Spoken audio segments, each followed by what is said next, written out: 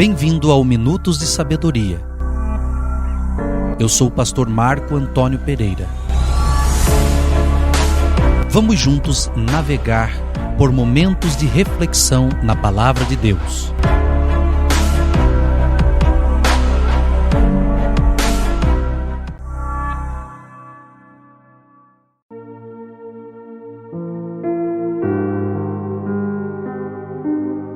Carta do apóstolo Paulo aos Romanos, capítulo 4. Olhemos para trás e pensemos em nosso pai Abraão. Ora, como tudo isso afeta a condição de Abraão, nosso ancestral humano? Bem, se a justificação fosse uma conquista, ele poderia se orgulhar do que conseguiu. Mas tendo certeza de que não diante de Deus, pois o que dizem as Escrituras sobre ele? E Abraão creu em Deus, e isso lhe foi imputado para a justiça. Ora, se um homem trabalha, seu salário não é considerado um presente, mas sim uma recompensa justa. Mas se, independente de seu trabalho, um homem tem fé naquele que justifica o pecador, então sua fé é vista como justiça.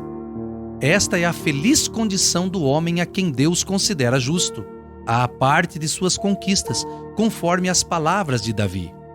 Bem-aventurados aqueles cujas iniquidades são perdoadas e cujos pecados são cobertos. Bem-aventurado o homem a que o Senhor não atribuirá pecado. É uma questão de fé e não de circuncisão. Agora surge a pergunta: essa felicidade é apenas para os circuncisos ou também para os incircuncisos? Observem isto cuidadosamente.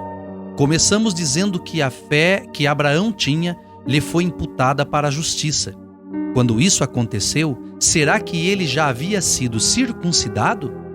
Não, ele ainda era incircunciso. Mais tarde, ele recebeu o sinal da circuncisão como selo daquela justiça que Deus lhe havia computado, enquanto ainda era um homem incircunciso.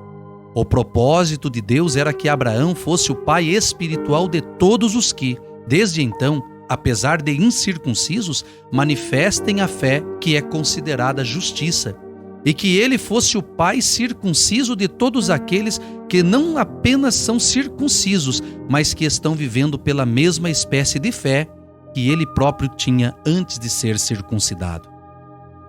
Desde o início, a promessa foi feita com relação à fé. A antiga promessa feita a Abraão e seus descendentes, a promessa de que, por fim, possuiriam o mundo, foi-lhes dada não por causa de alguma conquista obtida pela obediência à lei, mas devido à justiça arraigada na fé. Pois se, depois de tudo, aqueles que colocam sua fé na observância da lei herdassem o reino de Deus, isso tornaria a fé algo sem sentido e destruiria toda a essência da promessa. Porque a lei é incapaz de produzir qualquer promessa, a não ser a ameaça da ira vindoura. Aliás, se não houvesse lei, a questão do pecado não surgiria. Tudo isso, então, é uma questão de fé da parte do homem e da generosidade da parte de Deus. Ele oferece a segurança de sua própria promessa a todos os que podem ser chamados filhos de Abraão, isto é, tanto àqueles que têm vivido na fé a lei, quanto àqueles que têm mostrado uma fé como a de Abraão. Independente do grupo a que pertençamos, Abraão é nosso pai num sentido real, conforme dizem as Escrituras. Eu te constituí pai de muitas nações. Essa promessa foi válida por causa da fé que ele teve no próprio Senhor, o qual pode fazer que os mortos vivam e convocar aqueles que existem, muito embora ainda não tivesse nascido. Abraão foi um brilhante exemplo de fé. Quando a esperança estava morta dentro dele, Abraão continuou esperando na fé, crendo que se tornaria o pai de muitas nações, apoiando-se na palavra de Deus, que se referia claramente à tua semente. Com fé destemida, observou os fatos. Sua própria impotência, ele tinha praticamente 100 anos de idade naquela ocasião, e a aparente esterilidade de sua esposa Sara. Contudo, não permitiu que a falta de confiança em um claro pronunciamento de Deus o fizesse vacilar.